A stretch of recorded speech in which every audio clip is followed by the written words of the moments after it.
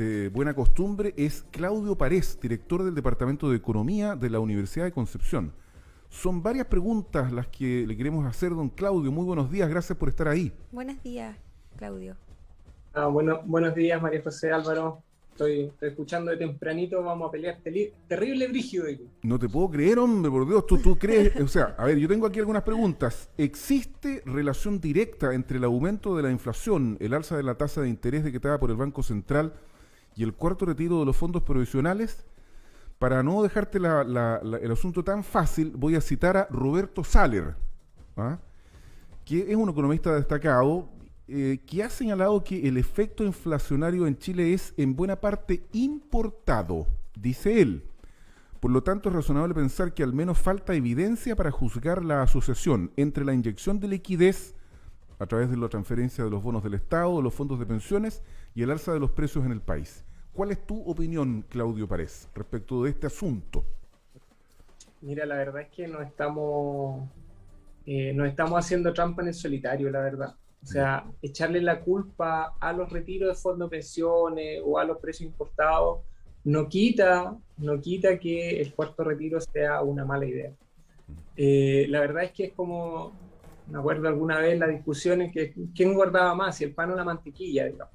Entonces yo, para hacer dieta, lo que tengo que dejar es la mantequilla, y otros que decían que lo que hay que dejar es el pan. Y la verdad es que las dos cosas engordan al final del día. Entonces, estar peleando si la inflación es importada o no es importada, si tenemos, si los fondos de retiro nos generan o no inflación, la verdad es que sí, los retiros de fondos van a generar inflación. Si son la principal causa de inflación, es difícil decirlo. La verdad es que estamos todos especulando y estamos tratando de llevar agua a nuestro molino. Quienes están a favor del cuarto retiro van a decir, no, esta no es la principal causa de la inflación, pero porque están pensando estratégicamente para defender el cuarto retiro. Y quienes quieren atacar el cuarto retiro van a decir, no, esto va a ser el fin del mundo y nos vamos a morir todos si sacamos el cuarto retiro. Siempre en política es así, los argumentos son parciales. Exactamente. Entonces, lo que tenemos hoy día es una situación distinta a la que teníamos hace un año.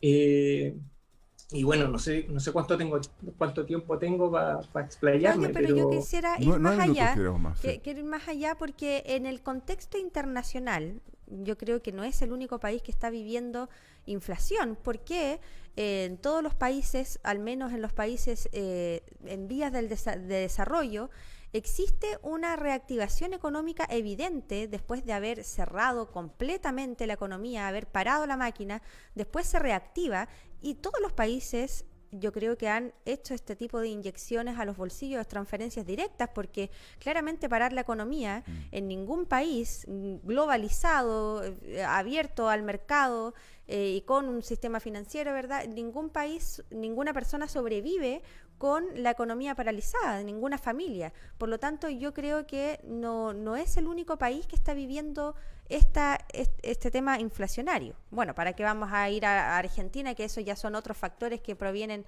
de antes de la pandemia. Pero en países que quizás estaban como nosotros, por ejemplo. ¿Cómo lo ves tú eso? La verdad es que... a ver, quiero hacer una pequeña explicación. Voy a tratar de hacer, a mí no me gustan mucho este tipo de comparaciones, pero la verdad es que la clave cuando uno hace este tipo de políticas que se llaman políticas de demanda, que es pasarle básicamente plata a la gente para que compre cosas, depende de si hay holgura por el lado de la capacidad productiva. Es decir, si yo le doy plata a la gente para que compre un bono, o en este caso le permito retirar los fondos de pensiones para que la gente tenga mucho dinero en efectivo de una sola vez, hay bienes, hay cosas que comprar. El mercado, la industria nacional está en condiciones de producir bienes para que la gente los compre. O comprarlos afuera también. O de importar. O de importarlos. Es que si los importamos el efecto no es tan grande. Ya. De hecho, el efecto podría ser contraproducente.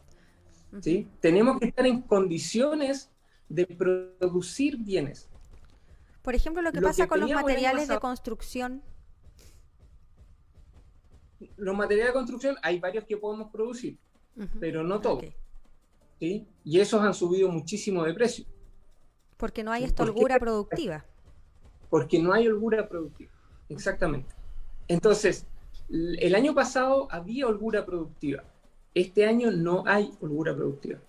¿Sí? Entonces, ¿qué es lo que pasa? Esto es como, y aquí voy a terminar haciendo una analogía que no quería hacer, pero esto es como tener un autito. Si yo tengo mi autito, mi cacharrito, un Lada, para no decir una marca vigente, tengo mi Lada de hace 30, 40 años, y lo manejo a baja actividad, porque un Lada, sacarle 60 kilómetros por hora de suicida, voy a 50 con mi Lada, y bueno, voy a aplicar una política expansiva, voy a ponerle fondo al motor y voy a apretar el acelerador a fondo. Si el motor no tiene capacidad, si tengo un motor de lava, por más que apriete el acelerador, lo único que voy a hacer es fundir el motor. No voy a generar actividad económica, no voy a hacer que el auto ande más rápido. Pero si tengo un Mercedes-Benz, como dijo nuestro gurú, no mucho, digamos, pero no estoy muy de acuerdo con él, pero voy a terminar con esto. Si tengo un Mercedes-Benz y yo le inyecto recursos, el Mercedes-Benz efectivamente va a acelerar. Lo que ha pasado en Chile, y por qué hago la analogía y uso la analogía de José Piñera del Mercedes-Benz, es que Chile dejó de invertir hace muchos años. La inversión en Chile viene muy, muy baja de hace por lo menos un lustro. Entonces, tenemos una inversión muy baja y no tenemos capacidad productiva. Entonces, como no tenemos capacidad productiva, nuestro motor es más bien de un lado. Pero entonces... José Piñera hablaba de que él nos había dado un Mercedes porque nos dio mucha capacidad de inversión. No nos dio un sistema de pensiones. Obligó a que Chile ahorrara mucho para que ese ahorro se transformara en inversión y en capacidad productiva. ¿Sí? Lo que nos dio Piñera no era un sistema de pensiones, ¿sí? Era un sistema de inversión. Fondos de inversión disponibles para que las empresas pudieran producir. Lo que tenemos hace mucho rato es que no estamos invirtiendo y esa falta de inversión nos está pasando la cuenta porque no tenemos capacidad productiva. Si le inyectamos muchos recursos hoy día a la economía, la vamos a sobrecalentar. Vamos a tener mucha gente queriendo comprar cosas y no va a haber cosas que comprar. Y va a pasar lo de los materiales de construcción y va a pasar lo de otras cosas en que van a empezar a subir los precios. Pero si la culpa es o no del retiro de fondo de pensiones, del IFE, ojo que el IFE también podría estar generando el mismo efecto que el retiro de fondo de pensiones o de los precios importados, da lo mismo. Si estoy con problemas, añadirle un problema adicional es suicida. Sí, pero eso se parte de la base también de que las familias tienen suficiente dinero. También hay una tasa de desempleo importante.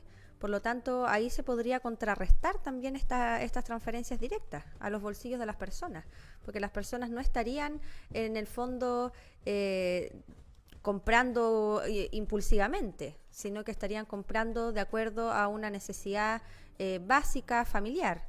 Por lo tanto, no habría un sobrecalentamiento. Sí, aparte Claudio, perdona, recordemos que un porcentaje relevante de los dineros retirados en el primero y el segundo y el tercer retiro estuvieron destinados no al consumo, sino que al pago de las deudas. Muchas personas, por lo tanto, no hubo inyección en economía para adquirir bienes que no estaban disponibles, creo yo. Y dos cosas más que quiero decir, muy cortitas. Lo segundo, la economía chilena es bien pequeña, ¿ah? Y a uno le llama la atención, en el caso de los materiales de construcción, que es uno de los ejemplos que regularmente se pone, que no hay, qué sé yo.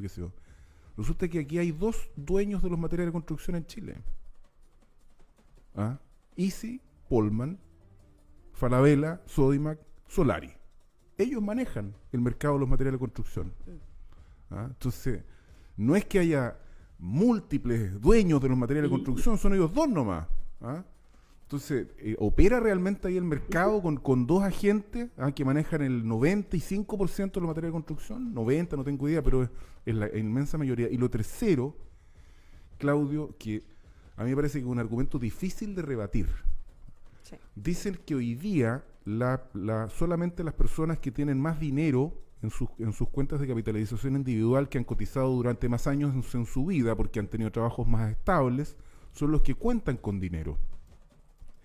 Y estas personas tienen el derecho al retiro, ¿cierto? Nadie les dice retiren.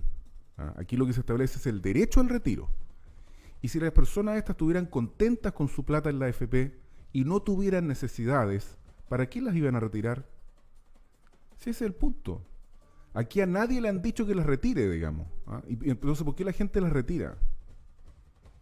Bueno, a mí me preguntan, o sea, si somos libres, o sea, y si la plata es de cada uno, que cada uno haga lo que quiera, pero no podemos desconocer cuáles son las consecuencias de eso. Si yo quiero pensar, es que lo que pasa es que Chile, a ver, este tema es súper largo, si no nos va a dar el tiempo, pero lo que ha pasado, si nosotros queremos destruir el sistema del fondo de pensiones, la verdad es que a mí no me gusta el sistema de pensiones que tenemos, creo que le haría muchos cambios, pero si queremos terminar con el sistema de AFP y cambiar las pensiones, bueno, tenemos que saber que en economía tengo dos cosas que hacer con los recursos. Puedo usarlos ahora o puedo guardarlos. Para tener pensiones necesito tener fondos guardados. Si yo los uso, si los usé antes, no los voy a tener después. El sistema previsional, y cuando quiero pagar pensiones, necesito tener fondos guardados en alguna parte. Lo que hizo el sistema chileno es decir, bueno, cada uno guarda su propia plata y después la retira. Si nosotros eliminamos eso, necesitamos a alguien que guarde, que tenga plata guardada en alguna parte, que saque plata de alguna parte para pagar las pensiones. Hoy día Chile, y el sistema de AFP recauda el 10% de los salarios para pagar pensiones. Sin sacar muchas cuentas, si yo quiero sostener un sistema de pensiones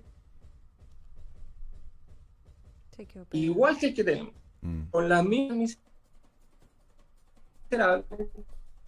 tengo que cobrar un 10% adicional, de acuerdo, pero tenemos que pasársela a alguien para que pague pensiones. Si las matemáticas son las matemáticas. No, sí, aquí claramente hay un problema que se va, digamos, a agudizar en 10 años más, en fin, porque no va a haber plata en los fondos de pensiones. Ese es otro. Claudio, yo estoy hablando solo de los efectos de corto plazo. Ya, okay. Yo tengo una pregunta, porque Sí, Chile dale. igual se caracteriza, como por ejemplo pasan los materiales de construcción, de tener estas especies de, no sé si estará bien dicho, oligopolios o duopolios, que son pocos vendedores finalmente de un determinado producto.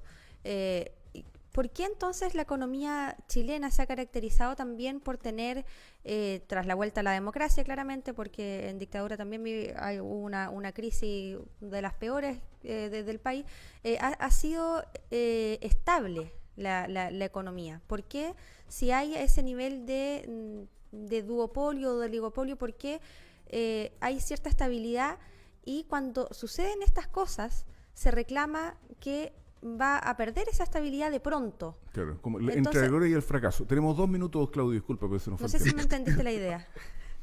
Sí, la verdad es que efectivamente Chile desde la dictadura se ha ido transformando. Mi papá me hablaba en los años 90, hace mucho tiempo, me dijo: Chile es una olla de grillos, o sea, una olla a presión. En cualquier minuto esta cuestión explota. Chile se mantuvo como un sistema estable, pero un poco a la fuerza.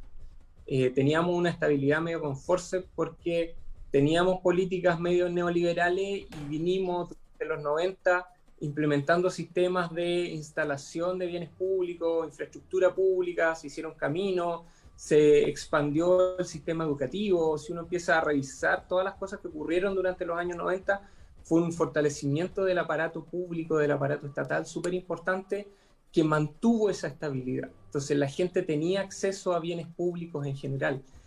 ¿Qué es lo que pasa después? Bueno, después nos dimos cuenta que los mercados no estaban funcionando y que necesitábamos regular los mercados. Y la verdad es que no hemos sido capaces de regular eso. Desde la aparición de los cárteles, de los duopolios que tú mencionas, nos hemos dado cuenta que el sistema no funcionaba tan bien como se veía. Y eso genera inestabilidad y tenemos que arreglarlo. El tema es que no sé si eliminar la AFP de un sopetón es la forma de arreglar la inestabilidad. Lo que necesitamos es regular las empresas, pero eso va por otro lado. Y así fue como se nos pasó el tiempo, estimado Claudio Párez, director del Departamento de Economía de la Universidad de Concepción. Estuvo buena la clase, discutimos harto y ojalá que esto les sirva a los auditores también para formarse su propia opinión, porque esa es la idea, que a partir de entrevistas con personas como tú, la gente pueda sacar sus conclusiones. Gracias, Claudio. Sí, por supuesto.